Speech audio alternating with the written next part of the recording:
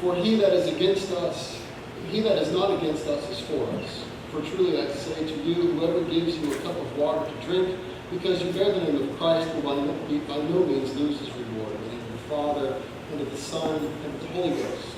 Amen. You may be seated.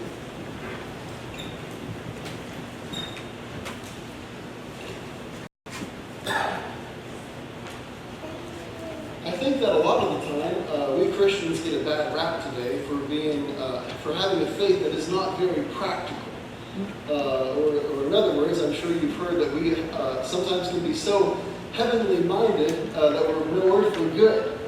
And sometimes I think that might in some ways ring true for us as Christians. I think that oftentimes the secular world can look at us and see us creating a problem of sin that no one can see, smell, taste, or touch, and having a guy 2,000 years ago to solve the problem that no one can hear, see, taste, or touch, and then for a reward somewhere so far in the future that no one can hear, see, taste, or touch.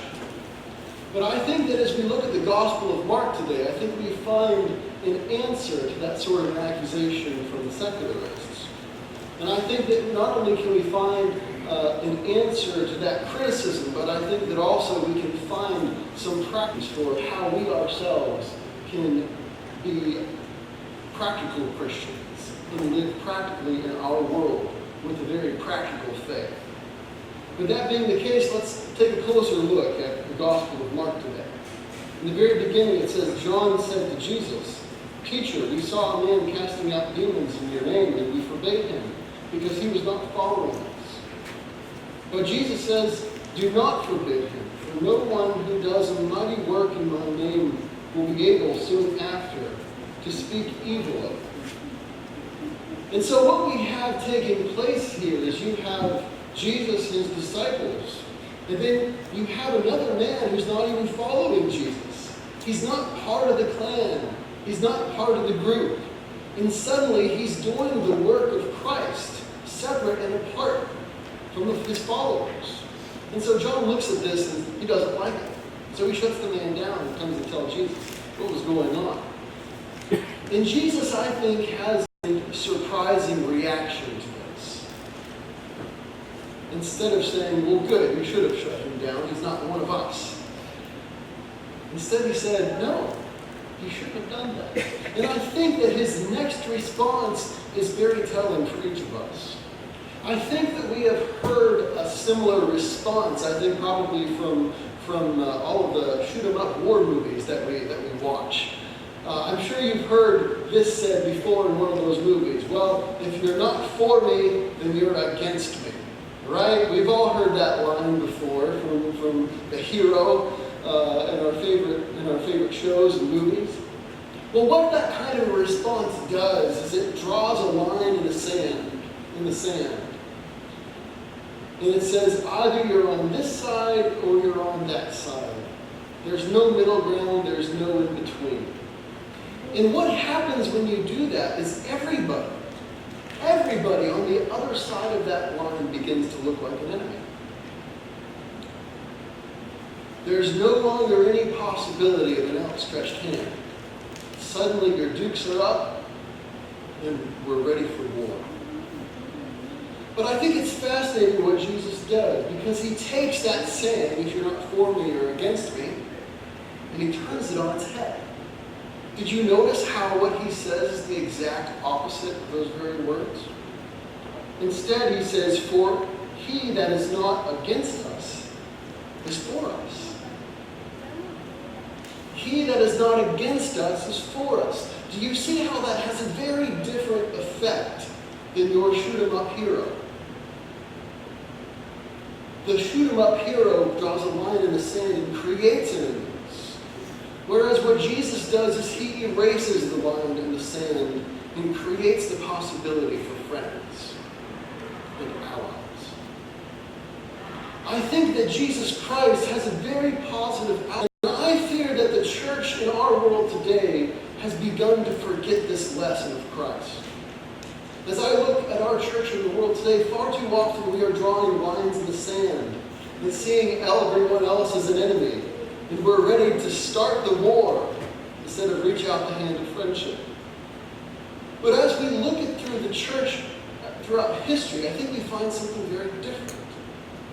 I think we find the church throughout history heeding the call of Christ to erase the lines in the sand and to look for the ways in which God might be working truth in other people's lives. Because even if God is starting a small work in someone else's life, in someone else's mind, isn't it better that we reach out the hand of friendship and help that along than draw a line and create an enemy and foreclose all possible opportunity of them growing into the fullness of truth, which is the Catholic faith? As we look throughout the history of the church, we see even within the scriptures themselves, St. John and the Stoics, and see that they've found the idea of the Logos, of the Word of God. And he says, yes, in this you are correct. And he reaches out the hand of friendship. In the similar sort of the way, the church looked throughout history and found Aristotle, who was preaching virtue ethics. And the church looked at that and said, yes, we may not agree with everything, but we can reach our hand out in friendship to this idea. We've done the same thing for Plato and for all different sorts of, and by the way, that's Plato, not P-L-A-Y-D-O-U-H. Plato, not Play-Doh. Though we do use Plato in our children's ministry, I think we've reached the hand of friendship out there as well. But nonetheless, all throughout history and all throughout the Gospels, you see Jesus Christ building bridges instead of drawing lines in the sand and creating enemies. May we seek to do the same. But that, of course, is I think that there's a reason that Jesus Christ is able to erase this line in the sand. I think there's a reason that Jesus Christ is able to extend a hand of friendship instead of put up the dukes. And I think that we find out this reason as we go to the next verses. Jesus says this, "For truly I say to you, whoever gives you a cup of water to drink because you bear the name of Christ will by no means lose his reward." Do you see what Jesus' focus is here? Do you see what makes this openness possible? Let me read it again. He says, "For truly I say to you, whoever gives you a cup of water to drink." Whoever gives. Giving, my friends, is something that you do with your hands. And I think that what Jesus Christ is saying here is not fully grasped with their mind the fullness of the truth. They can nonetheless see the truth well enough to extend a hand. And I think what Jesus is teaching us here today is that truth is not merely propositional. It's not merely something that you hold in your mind. It's not simply an idea. But our faith is something that you do with your body. Something that you do with your feet and that you do with your hands and that you do with your mouth. It's something that must be put into action. Over the past few weeks, we've been hearing the epistle of St. James. And of course, what is St. James famous for saying? But that faith without works is dead. He's not saying that faith is worthless, but he's saying that faith is not truly faith until it can be put into practice, until it's something that we do. Jesus Christ, God incarnate, came into this world and walked around in the flesh. He walked all about Jerusalem and Judea and Samaria, touching and healing and feeding, making the blind to see and the deaf to hear, comforting and lifting people up out of their despair. And my friends, that is precisely what each and every one of us are called to as well. We are not called to a faith that we simply hold in our heads and keep to ourselves. But we are called to a faith that is active. Faith, my friends, is like a seed. And that seed is worthless until it grows and bears fruit. May we develop a faith that grows and bears fruit in our world. Because that, my friends, is a faith that is practical. That is a faith that people people can see and hear and touch. That is a faith that has value to people of this world. This gospel that you can preach is not a gospel that comes out with words, but a gospel that comes out with actions. A gospel that reaches out with the hand and feeds the hungry, and clothes the naked, and gives drink to the thirsty, and encouragement to the despondent. That, my friends, is what each of us is called to. That is what Jesus Christ did when he walked this earth. And that is what we must do as his body, in the here and in the now. We are called to erase the dividing lines that create enemies. And we are called to stretch out a helping hand, to lift others up, and to create a better life for others. But not only that, but Jesus Christ goes on. He says more. Once again, he says, "For truly I say to you, whoever gives you a cup of water to drink," and he continues, "will by no means lose his reward."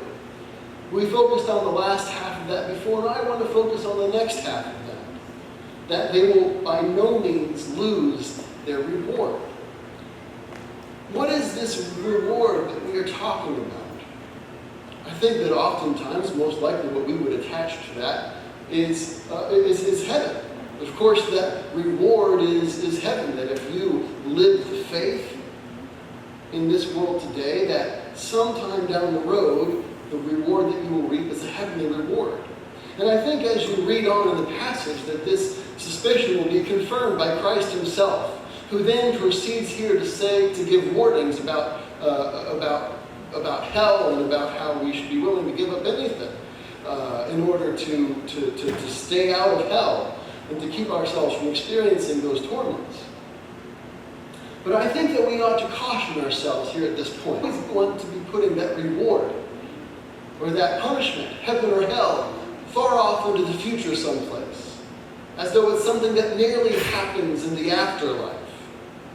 You see, that's a very impractical aspect, an impractical approach to that doctrine. I'm sure that all of you have heard the quote from William Tecumseh's sermon that war is hell. And I think that far too often we hear that metaphorically. But I want you instead to take it literally.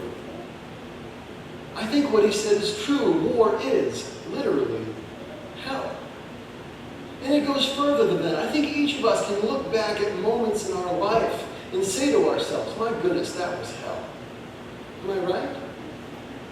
We all have moments where we look back and we recognize that somehow, some way, hell took on a very material and meaningful part of our life. In the opposite sense, I think that there are other ways in which we can look back on our life and say, man, that was like heaven on earth. Maybe it was time with a family member, or maybe it was time with a significant other or a group of friends, or maybe it was just you walking out and hiking and seeing a beautiful sunset. But there are moments in which there are both heaven and hell, in the here and the now on earth. And I would like to bet you that every single time that you've experienced hell on earth, it has been because of either a vice in your life or a vice in someone else's life. And I would submit to you today that heaven and hell aren't just far off distant problems, but they're problems that we have to deal with in the here and now. Every time we make a choice for vice and sin in our lives, what we do is we open up the faucet just a little bit from the gate of hell and allow a little bit of it to pour in. We push open the gates of hell just a little and allow hell to pour out on our lives and the lives of someone else. This is not an impractical doctrine hidden somewhere in the future. This is a practical doctrine that affects us in the here and the now, today. Every time we make a choice to practice the vice of greed instead of the virtue of charity, we open the gates of hell just a little bit and allow it to pour out just a little on ourselves and on someone else. Every time we choose to practice the vice of envy instead of the virtue of kindness, We crack the gates of hell and allow it to pour out a little bit on our lives and on the lives of someone else. Every time we choose to practice the vice of wrath instead of the virtue of patience, we crack open the gates of hell just a little bit and allow it to pour out on our lives and the lives of someone else. And so many of the problems within our world today exist when we practice vice instead of virtue. And what Jesus Christ is telling us here in this passage today is that your faith is not impractical. Your faith doesn't live somewhere in the future. It doesn't live somewhere in the past. And it doesn't live somewhere in your head. Your faith is practical, and it's something that you live with your feet, that you live with your hands, that you live with your mouth and your eyes and your nose and your ears, and every part of the body that you have. Because we are called to something higher, my friends. We aren't just called to hold out for some paradise in the future. We're called to work for it today. We are called to be transformed into saints in the here and now. We are called to erase dividing lines of hostility and extend an open hand of friendship and further the work of God in people's lives. We are called to this earth with our feet and to reach out our hands, to give a cup of water, to give food, to give shelter, to give care and love and comfort to those who need it. We are called to open the gates of heaven just a little bit and allow heaven to pour out onto someone else's life. Heaven is something that we can make happen in the here and now. Let us make those choices. Let us become virtuous Christians who live a very practical faith in our very practical life. Let us further the kingdom of God here and now. And let us hear the words of the Lord.